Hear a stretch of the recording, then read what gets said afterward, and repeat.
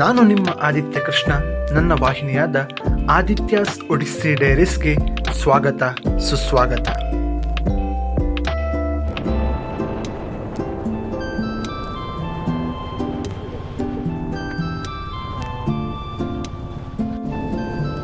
ಹಾಸ್ಟೆಲರ್ಗೆ ವಿದಾಯ ಹೇಳಿದ ನಂತರ ನಮ್ಮ ಸಾಹಸದ ಮುಂದಿನ ಹಂತಕ್ಕೆ ಉತ್ಸುಕರಾಗಿ ಮರೆಯೂರು ಕಡೆಗೆ ಪ್ರಯಾಣ ಬೆಳೆಸಿದೆವು. ಈ ಸವಾರಿಯು ರಮಣೀಯ ಮತ್ತು ಉಲ್ಲಾಸಕರವಾಗಿತ್ತು.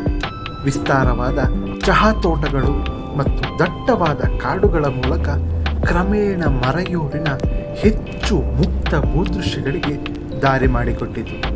ವಿಶಿಷ್ಟವಾದ ನೈಸರ್ಗಿಕ ಸೌಂದರ್ಯ ಮತ್ತು ಪ್ರಾಚೀನ ಶ್ರೀಗಂಧದ ಕಾಡುಗಳಿಗೆ ಹೆಸರುವಾಸಿಯಾದ ಈ ಪ್ರದೇಶವು ಮುನ್ನಾರ್ಗೆ ಹೋಲಿಸಿದರೆ ವಿಭಿನ್ನ ರೀತಿಯ ಮೋಡಿಯನ್ನು ನೀಡುತ್ತದೆ.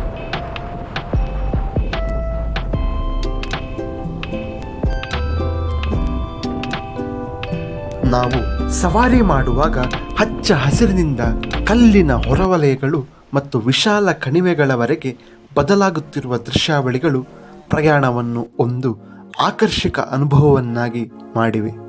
ಮರೆಯೂರಿನಲ್ಲಿ ನಮಗಾಗಿ ಕಾಯುತ್ತಿದ್ದ ದೃಶ್ಯಗಳು ಮತ್ತು ಅನುಭವಗಳಾಗಿ ನಿರೀಕ್ಷೆಯನ್ನು ಹೆಚ್ಚಿಸಿತು.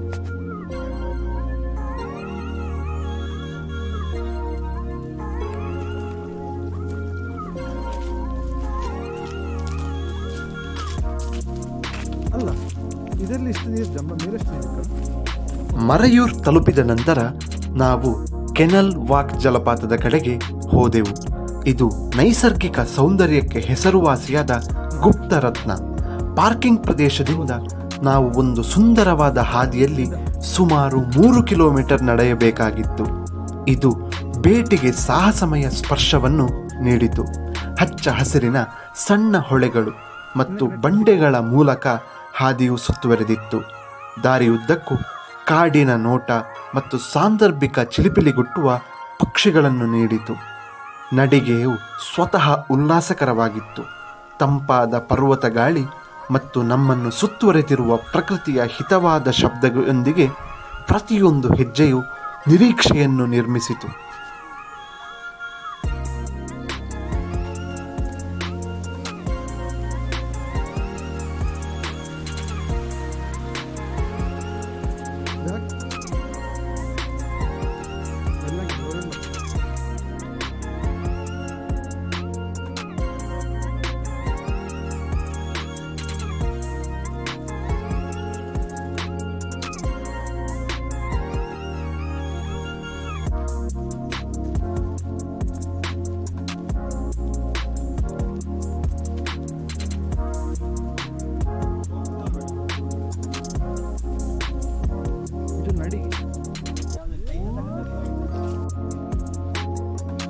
ಸರಿಸುಮಾರು 3 ಕಿಲೋಮೀಟರ್ ನಡಿ.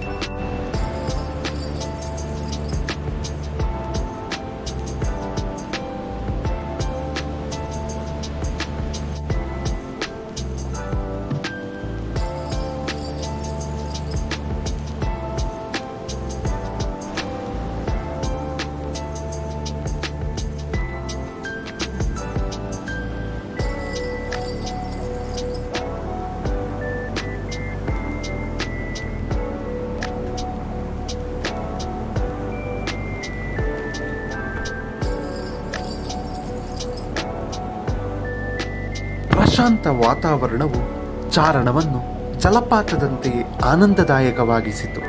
ಜಲಪಾತದಲ್ಲಿ ಸ್ವಲ್ಪ ಸಮಯ ಕಳೆದ ನಂತರ ಹರಿಯುವ ನೀರು, ತಂಪಾದ ಗಾಳಿ ಮತ್ತು ಸುತ್ತಮುತ್ತಲಿನ ಹಸಿರನ್ನು ಸವಿದ ನಂತರ ನಾವು ನಿಧಾನವಾಗಿ ಪಾರ್ಕಿಂಗ್ ಪ್ರದೇಶಕ್ಕೆ ನಮ್ಮ ನಡಿಗೆಯನ್ನು ಪ್ರಾರಂಭಿಸಿದೆವು. 3 ಕಿಲೋಮೀಟರ್ ಚಾರಣವು ಚಿಕ್ಕದಾಗಿದೆ. ನಗು, ಛಾಯಾಚಿತ್ರಗಳು ಮತ್ತು ನಮ್ಮ ಸುತ್ತಮುತ್ತಲಿನ ನೈಸರ್ಗಿಕ ಸೌಂದರ್ಯದ ವಿಸ್ಮಯ ಕ್ಷಣಗಳಿಂದ ತುಂಬಿತ್ತು.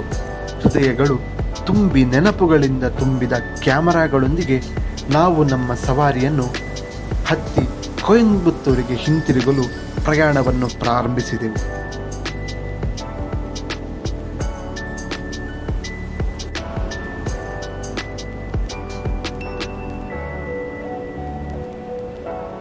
ಈ ಪ್ರಯಾಣವು ಸಾಹಸ, ರಮಣೀಯ ಭೂದೃಶ್ಯಗಳು, ಸಾಂಸ್ಕೃತಿಕ ಅನುಭವಗಳು ಮತ್ತು ಪ್ರಶಾಂತ ಕ್ಷಣಗಳ ಪರಿಪೂರ್ಣ ಮಿಶ್ರಣವಾಗಿತ್ತು. ದಾರಿಯುದ್ದಕ್ಕೂ ಪ್ರತಿ ನಿಲ್ದಾಣದಿಂದ ನಮಗೆ ಅಸಂಖ್ಯಾತ ಮರೆಯಲಾಗದ ನೆನಪುಗಳನ್ನು ಬಿಟ್ಟುಕೊಟ್ಟಿತು. ರಮಣೀಯ ಚಹಾ ತೋಟಗಳು ಮತ್ತು ಮಂಜಿನ ಪರ್ವತಗಳಿಂದ ಹಿಡಿದು ಜಲಪಾತಗಳು, ಸ್ಟ್ರಾಬೆರಿ ತೋಟಗಳು ಮತ್ತು ಸಾಂಸ್ಕೃತಿಕಗಳ ಪ್ರದರ್ಶನದವರೆಗೆ.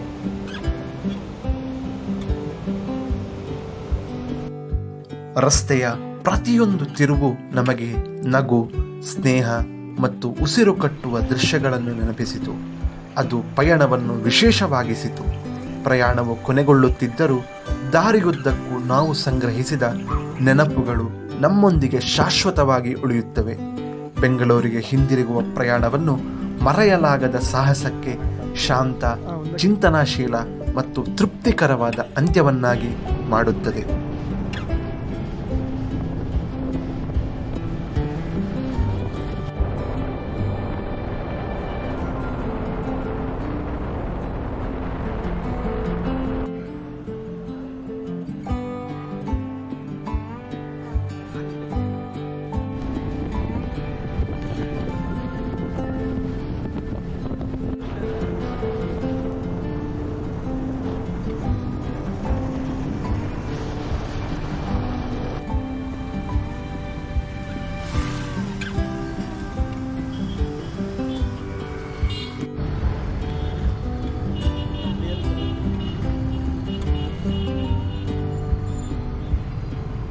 ಇದಾಗಿದೆ ಮುನ್ನಾರು ಪ್ರಯಾಣದ ಚಿತ್ರಣ. ನೀವು ನೋಡುತ್ತಾ ಇದ್ದೀರಾ ಆದಿತ್ಯಾಸ್ ಒಡಿಸ್ಸಿ ಡೈರೀಸ್. ಮುಂದಿನ ಚಿತ್ರಣದಲ್ಲಿ ಸಿಗುತ್ತೇನೆ. ಅಲ್ಲಿಯ ತನಕ ಧನ್ಯವಾದಗಳು.